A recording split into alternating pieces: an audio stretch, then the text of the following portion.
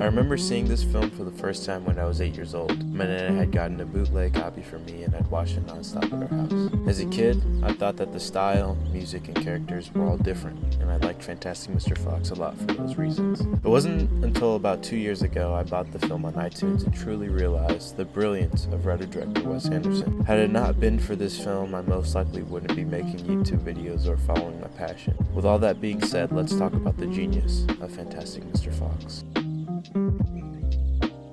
Whenever a film wants to be considered great, the story has to have compelling conflict for the protagonist. If the story's conflict is too easily resolved, then the film will be dull and less interesting. Each conflict in Fantastic Mr. Fox gradually layers on top of other conflicts, furthering the plot and affecting the ending. Let's look at how Fantastic Mr. Fox screenwriters Wes Anderson and Noah Baumbach used the story circle to add life to the original book in the film adaptation. Now, when I say story circle, I'm referring to Dan Harmon's story circle. Dan Harmon, one of the co-creators of Adult Swim's Rick and Morty, developed a story circle that essentially every story, no matter the kind of story, goes through. The story circle has 8 stages.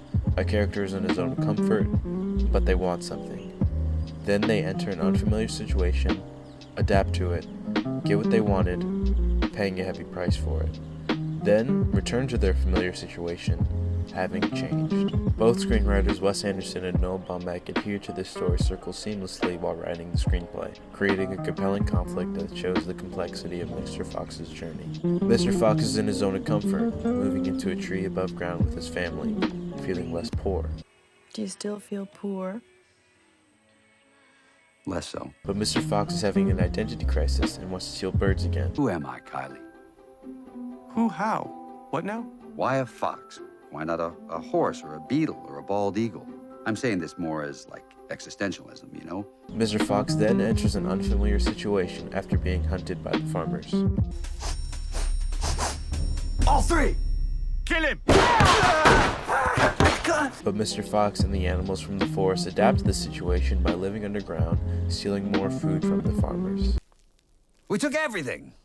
Mr. Fox then gets what he wants by appearing as a intimidating, charismatic leader, seemingly having everything go back to normal and feeling like his true self.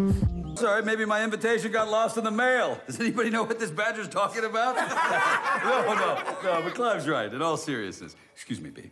However, Mr. Fox pays a price when the farmers wash out everything that the animals built underground and steal Mr. Fox's nephew, Christopherson.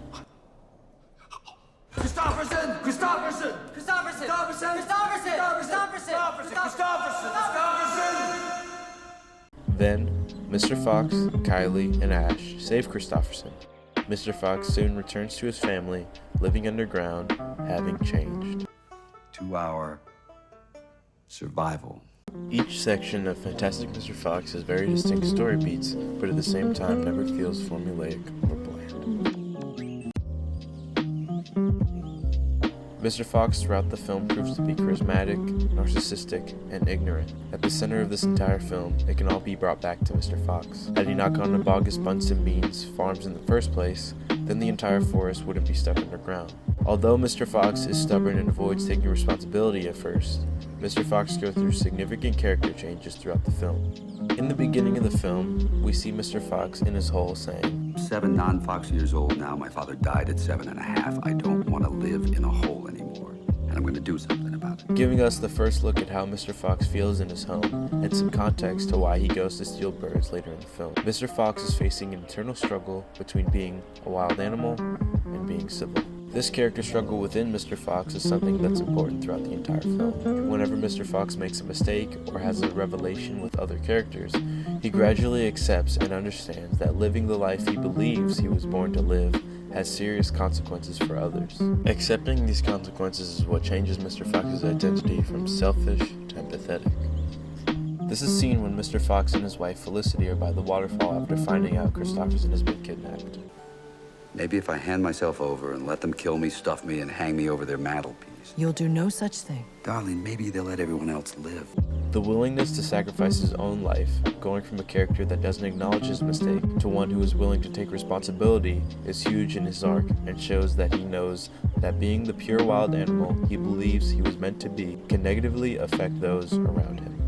This change carries over substantially to the end, where Mr. Fox lives underground like he did in the beginning. However, now when Mr. Fox is underground, he's happy and has a new level of appreciation for his family. Though this ending is unusual and somewhat sad, having all the characters from the film have to live in the sewers seemingly forever because of Mr. Fox. Now more than ever, Mr. Fox knows that certain things are meant to be. Foxes live underground for a reason, to avoid predators and stay safe. The ending closes Mr. Fox's story arc, making him be able to look forward to having a new cub and spend the rest of his life with his family. The world building in Fantastic Mr. Fox is just as important as the lines being spoken in the film. Since Fantastic Mr. Fox is shot using stop motion animation, everything the audience sees on screen are tangible objects that artists made on set. Instead of 3D animation, huge set pieces were made and large backdrops were hand painted to bring a sense of realism to the film. Even though the audience knows that this film isn't real and there are puppets on screen, knowing that everything we see actually exists makes this film seem more alive. Director Wes Anderson throughout the film uses a unique style of cinematography that makes the audience feel as if they're walking side by side with characters on screen. Oftentimes, Wes Anderson opts for long shots of a single character or for horizontal steady shots to make the environment flow and characters' movements livelier. Wes Anderson also builds the world's fictitious setting by the voice acting. Wes Anderson took most of the voice actors from the film and put them in the home and environment of the original author Roald Dahl. Since most of the voice acting in the film is recorded in these environments, the dialogue between characters seems more real. Do you get how incredible this is? The music used in Fantastic Mr. Fox is a wide variety of instruments and styles that makes this film have a certain tone similar to other Wes Anderson films. The music used in Fantastic Mr. Fox is a wide variety of instruments and styles that makes this film have a certain tone similar to other Wes Anderson films. Most recently known for his work on Little Women and for Wes Anderson's upcoming film The French Dispatch, Alexandre Desplat features banjos, trumpets, glockenspiels, and four-piece orchestras in Fantastic Mr. Fox. Whenever Alexandre Desplat composes a song within the film, the audience can easily tell. The catchy nature of the music leaves a lasting impression and elicits the emotions of all the characters within the film. If there's a scene where characters are whimsical and running around, the film uses banjo and fiddle to make the scene come to life. Hero on the run, shot the tail off the cuss with a fox shooting gun. But that stylish little fox was as clever as a whip, look as quick as a gopher, that was half a rack-a-tail. If a scene is triumphant and empowering, Alexandre Desplat uses a trumpet and subtle staccato eighth notes in the background. If scenes are meant to tug the audience's heartstrings and be more subtle, the score has the musicians play a symphony of vibraphones and violins and mezzo piano to set the mood. Ash, I'm so glad he was you. What I love most about this soundtrack and Alexandre Desplat is how unique it is. In most film scores I've heard, they're all really traditional with the instrumentation and techniques. Not to say that these scores or techniques are boring or bad, but the way Alexandre does his score in Fantastic Mr. Fox is so different and catchy that even if people listen to the score without the film, they can enjoy the music and know exactly how the scenes line up because of how memorable the music is. That's something not all films can accomplish and should be celebrated when they're able to. Fantastic Mr. Fox means more to me than most likely every other film I'll cover or talk about on this channel. This film is more than my favorite film, but one of the reasons I changed my major in college and what inspired me to talk about and want to work in film and media. Seeing the attention to detail, beautiful style, and themes of all the characters touched me like no other film and made me fully embrace my passion.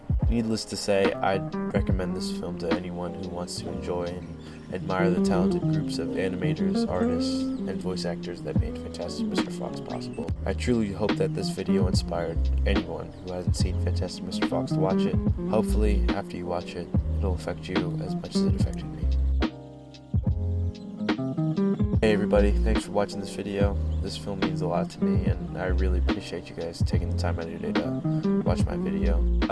In the process of me making this video, I realized it takes a lot longer to make these videos in terms of writing the script, recording the audio, and editing the video, so please be patient for the next one. It might take me 2 to 3 weeks, but I'm going to try my best. Anyway, you guys take care. Bye.